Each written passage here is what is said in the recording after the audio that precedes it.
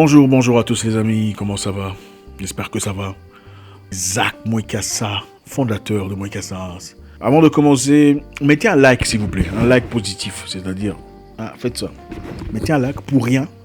Je veux juste voir pour les statistiques ce que ça donne si on atteint 10 000 likes positifs. Donc avant de commencer, s'il vous plaît, mettez un like.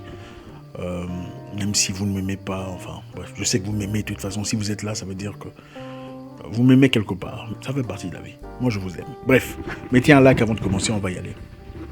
Vous savez, 60 ans après l'indépendance, pas grand-chose n'a changé en Afrique.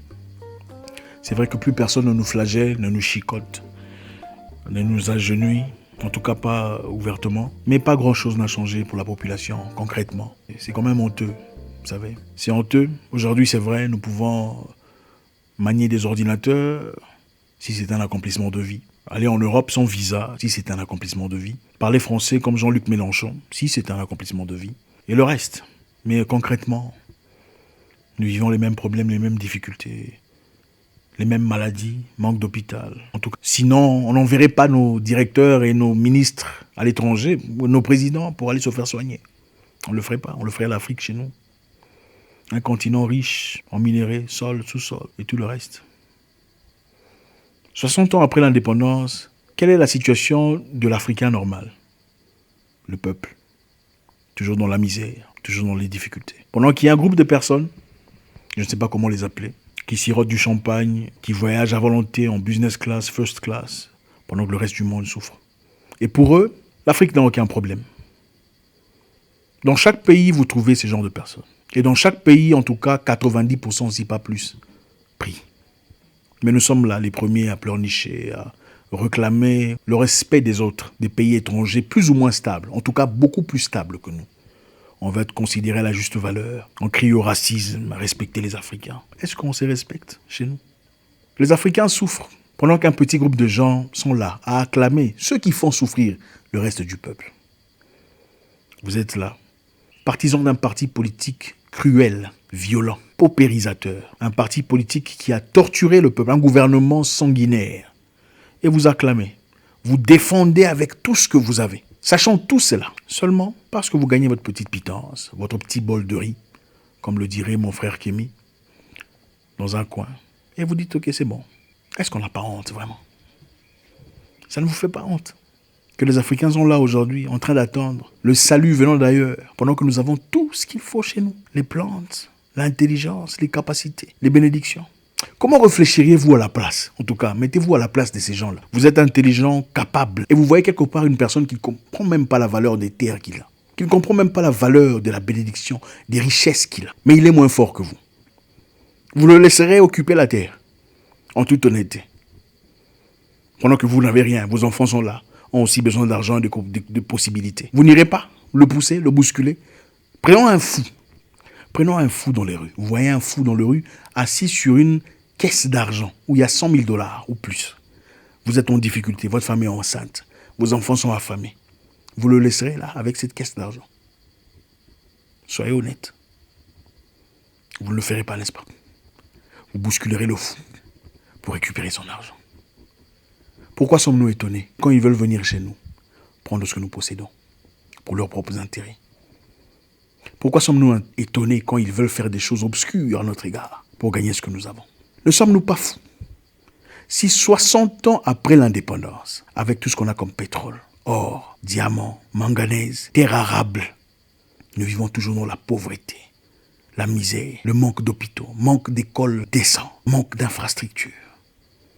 Dans beaucoup de pays, il existe toujours les rails et les trains que les colonisateurs ont laissés. N'est-ce pas honteux? Ne sommes-nous pas fous?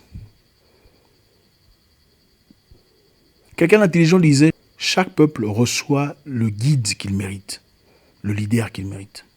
Regardons-nous un peu. Vous êtes là, vous partez à l'église, vous gagnez de l'argent, vous faites votre business.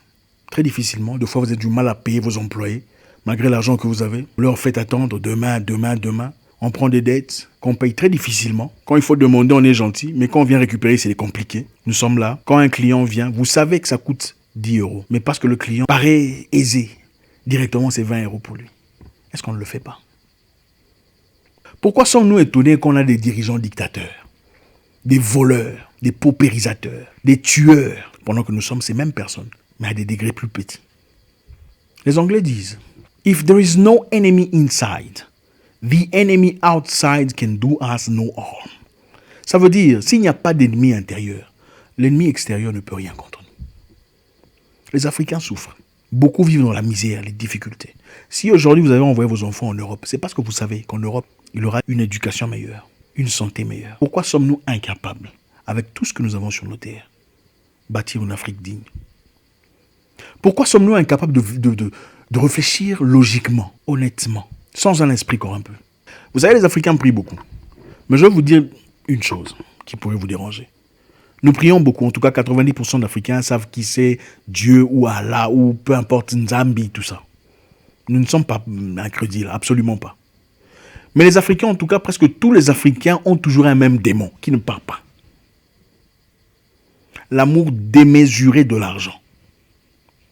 C'est ça le démon des Noirs qui ne part pas. Et ce démon ne se limite pas à celui qui ne prie pas. Même ceux qui prient, même les pasteurs souffrent de ces démons-là. Même ceux qui prétendent représenter Dieu souffrent souvent du même démon. Il est très fort, ce démon, apparemment. Même ceux qui ont 2 maisons veulent une 3e, une 4e et une 5e, une grosse voiture et une autre, Même si cela coûte la vie ou la situation sociale de certaines personnes. Du moment que c'est à leur avantage, ce n'est pas un problème. On vend des terres qui appartiennent aux gens, ou les mamans pauvres cultivées pour subvenir à leurs propres besoins et aux besoins de leurs enfants. Du moment que nous, on gagne des millions, ce n'est pas un problème. Mais ils sont les mêmes personnes qui vont à la prière et font des gros dons d'argent, voilà, pour l'église, bâtissez l'église. Mais d'où vient cet argent? Moi, j'attends un pasteur qui se mettra là debout disant, ok, les amis, il est temps de donner à Dieu. Après que les gens aient donné, il dit, bon, maintenant, tout celui qui sait, qui est conscient que son argent est mal acquis, revienne récupérer son argent ici. J'attends voir une personne pareille. J'attends voir une personne spirituelle, pasteur, qui dise l'argent mal acquis, ne présentez pas ça ici. J'attends. Ou l'argent mal acquis que vous avez donné, venez récupérer l'argent mal acquis que vous avez donné pour construire. On va vous le donner. J'attends voir.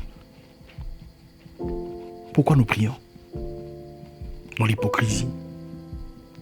Le Singapour a été colonisé au même moment que l'Afrique. Où sont-ils aujourd'hui? Ils ont été libérés, leur indépendance était autour du Ghana, à la même époque. Aujourd'hui au Singapour, une personne sur 35 Singapouriens est millionnaire en dollars. Ne sont-ils pas humains comme nous? Qu'est-ce qu'ils ont de spécial? Serions-nous des sous-humains, les frères? Pourquoi ça vous étonne qu'on nous maltraite en Inde? Ce n'est pas parce que nous sommes noirs. C'est parce que les Indiens savent que nous sommes bêtes. Nous sommes les mêmes peuples qui soutiennent des gouvernements oppresseurs, oppressifs, dérangeurs, tueurs, maltraiteurs, au détriment de nos propres peuples. Pourquoi doivent-ils nous traiter avec considération? Les Singapouriens n'avaient pas de terre, mais ils ont dû travailler assidûment en communauté, en compréhension, pour essayer de créer le Singapour qu'on connaît aujourd'hui.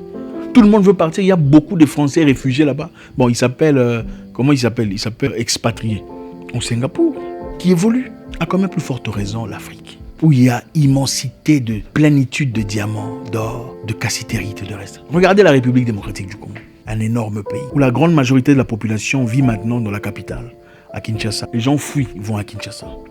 Pourquoi? Parce que tout se passe à Kinshasa. Le pays a été libéré depuis 1960, le 30 juin. Mais aujourd'hui, en 2020, il n'y a pas de route qui quitte Kinshasa jusqu'à Goma. Donc de l'ouest, il n'y a pas de route qui existe. 60 ans après indépendance, il n'y a pas de route existant de Kinshasa à Goma. Ça n'existe pas. Il n'y en a pas. Donc Goma, c'est à l'est de la République démocratique du Congo. Kinshasa, c'est à l'ouest. Donc pour quitter Kinshasa et aller à Goma, il faut nécessairement prendre l'avion. Et pas seulement Goma, Kisangani, Bukavu et beaucoup d'autres endroits. Un peu inaccessible, c'est la forêt dense. Un pays riche en or, diamants, cassitérite, manganèse et tout ce que vous voulez. C'est incroyable. Et d'ailleurs, pour prendre l'avion, il y a Congo Airways, un avion congolais, entre parenthèses. L'avion Congo Airways de Kinshasa à Goma coûte $300, pendant que l'avion Rwanda Air de Kinshasa à Kigali coûte $150. En tout cas, c'est presque ça. C'est pas exactement le même prix. Ça coûte moins cher. en usant d'un avion rwandais qui était en Kinshasa pour aller à Kigali, ensuite Goma, que de quitter Kinshasa à Goma usant un avion congolais. Comment vous expliquez ça? Et cet argent va où? Un pays aussi riche, un pays aussi béni. Et ça vous étonne qu'on vienne venir vous le ravir? Le pays vous appartient avec autant d'or, de diamants, de bois, de poissons. Le fleuve Zaïre, le plus puissant, je ne sais pas en Afrique ou du monde, le deuxième, capable de produire de l'électricité, capable de suffire l'Afrique entière en électricité. Mais les gens vivent dans la pauvreté, la misère. Pourquoi? Parce qu'il y a un groupe de gens, un groupe de Congolais, pas des étrangers, des Congolais qui profitent au système. Ils ont une petite voiture, une petite Jeep, une villa, c'est bon. Le peuple peut souffrir. C'est triste. Aujourd'hui, le Congo est occupé par ses voisins. Il y a au Congo des militaires venant de la Zambie qui veulent une partie du Congo. Il y a au Congo des militaires venant du Burundi. Il y a au Congo des militaires d'origine rwandaise. Il y a au Congo des militaires d'origine soudanaise. Il y a au Congo des militaires d'origine centrafricaine, ougandaise, qui veulent leur part. Ça vous étonne pourquoi? Ça vous étonne pourquoi? Quand le Congolais est prêt à laisser mourir ses propres frères pour les intérêts d'un petit groupe de personnes, ça vous étonne pourquoi? Que le monde ne nous respecte pas. Pourquoi ça vous étonne que les gens veuillent venir de là-bas, vous faire ce qu'ils veulent vous faire là pour que vous mouriez, pour qu'ils prennent vos terres? Un fou qui a 100 000 $, qu'est-ce que vous en faites? Qu'est-ce que vous en faites en toute honnêteté? Et ce n'est pas seulement le Congo. Le Cameroun vit ces mêmes problèmes, des problèmes très compliqués à son égard aussi. Le nord, le sud, les Bamileke et les restes, la République centrafricaine. C'est incroyable. Quel genre d'humains sommes-nous? Nous prions. Nous parlons incessamment. Quand quelqu'un dit quelque chose, vous venez corriger avec un verset biblique. Est-ce qu'on ne peut pas corriger nos vies? Les gens sont là, prêts à défendre le gouvernement. Du moment qu'ils sirotent un peu de champagne, voyagent à volonté, font Dubaï en première classe. Bon, la vie va bien. Le plus gros démon de l'Afrique. L'amour démesuré de l'argent. À la prière, les gens vont pour prier, demandant quoi? Ce n'est pas parce que les gens aiment Dieu. J'ai fait une vidéo là-dessus. Les Africains généralement prient, c'est pour leurs propres intérêts. C'est parce qu'ils pensent qu'en priant, Dieu va lui donner de l'abondance. Il va vivre la plénitude de la vie, la richesse. Les prières, c'est la richesse, le visa, le voyage, le mariage. Si vous dites, ok, même si vous priez, il n'y aura pas de visa. Même si vous priez, vous n'aurez pas d'argent. Vous continuerez à vivre comme vous. Même si vous priez, vous ne serez pas guéri. Très peu de gens prient. Moi, je veux vous dire c'est quoi craindre Dieu. Parce que vous n'avez pas le monopole de la prière. Oui, moi aussi Dieu m'a parlé. Aujourd'hui, je vais vous parler aussi parce que Dieu aussi m'a parlé. Prier Dieu, ce n'est pas crier « Oh Seigneur, Seigneur ». Ce n'est pas ça. Prier Dieu, c'est accuser son frère quand il vole l'argent d'autrui. C'est ça, prier Dieu. C'est aller le dénoncer. Mon frère est en train de voler l'argent du contribuable. Voilà son nom. C'est le fils de mon père. Ça, c'est prier Dieu. Prier Dieu, c'est dire, chef, avec tout le respect possible, je ne ferai pas partie de ces tractations, de ces échanges. Je pense que ça va à l'encontre de mes valeurs. C'est ça, prier Dieu. Même si ça vous coûte votre emploi. Là, vous avez commencé à prier. Prier Dieu, c'est dire, ok, désormais, je ne ferai plus partie de ce bureau gouvernemental. Parce que la direction qu'on vient d'emprunter va à l'encontre de mes valeurs, de toute moralité. Là, vous commencez à prier Dieu. Il faut arrêter de nous fatiguer. Il faut arrêter de nous fatiguer. Prier Dieu, ce n'est pas crier. Ce n'est pas inlassablement citer des versets. C'est de l'hypocrisie, du pharisianisme. Concrètement, vous priez Dieu, on voit quoi? Combien de veuves allez-vous aider avec l'argent que vous gagnez? Combien d'orphelins de riz essayez-vous de changer? À combien essayez-vous d'apporter un petit changement? Même de la nourriture, même un petit rien, des habits. À combien? Vous priez vraiment Dieu? Ou bien vous priez pour gagner de Dieu? Pensez que Dieu est stupide. Celui qui craint Dieu ne demande pas de paiement pour un quelconque dossier illicite. Oh, pour te faire passer ce dossier rapidement, il faut payer. Tu ne pries pas. Ça, ce n'est pas une bénédiction de Dieu. C'est du vol. Ça a été inspiré par Satan. Celui qui aime Dieu ne demande pas de corruption. L'Africain a un gros démon qui ne part pas depuis 60 ans. Et depuis des vingtaines d'années de prière. C'est l'amour démesuré de l'argent. Jésus, dans la Bible, a dit, après qu'on lui ait demandé comment il faut faire pour entrer au paradis, c'est un riche qui lui a demandé. Il a dit, prends toute ta richesse et donne aux pauvres. Le riche a eu peur. Il a dit, il est plus facile à un chameau d'entrer dans une aiguille qu'à un riche d'entrer dans le paradis. Mais nous, on cherche l'abondance, les visas, l'argent, la plénitude. C'est bien d'avoir ces choses. Mais quand votre vie est basée seulement sur les richesses, vous vendez votre peuple. Et c'est honteux. Un fou assis sur une caisse de 100 000 $ sera retiré, poussé de cette caisse. Peu en importe les conditions. C'est ce que nous sommes en train de vivre maintenant actuellement. Nous aimons plus le gain personnel, l'égoïsme. Les gens sont prêts à vendre n'importe quoi pour un bol de riz. Prêts à vendre n'importe quoi, leur famille, leur propre peuple, pour soutenir un gouvernement oppressif. Voleurs. Les multinationales voleurs qui pillent le peuple ne paye pas le taxe du moment que vous avez une voiture. Vous êtes bien. Vous allez témoigner quoi à l'église? Dieu a changé ma vie. Avec quel argent? Vous pouvez en toute honnêteté dire que votre maison que vous avez construite là, c'est avec de l'argent honnête. Il n'y a pas eu des dribbles quelque part. Aucune corruption, aucune facilitation illicite. Il faut se remettre en question. C'est nous qui sauverons l'Afrique. Personne d'autre. Arrêtons de pleurnicher. Si nous sommes incapables de faire les choses les plus élémentaires. Dans certains pays, les parlementaires ont dit, bon ok, nous ne voulons plus de notre argent, en tout cas très peu, du moment qu'on traverse. On va essayer de disponibiliser l'argent pour le peuple. Dans des pays ici, il y a des parlementaires qui ont demandé un salaire plus haut. Non, nous ne recevons pas assez d'argent. Pendant ce moment compliqué, vous voulez qu'on vous donne plus d'argent. Waouh! Il faut avoir honte. Et ça vous étonne qu'on veuille nous éliminer, qu'on prenne nos terres, parce qu'on nous considère comme des animaux. Quand vous allez chez les Blancs, le pain coûte $1. Si le pain coûte $3, c'est $3 pour tout le monde.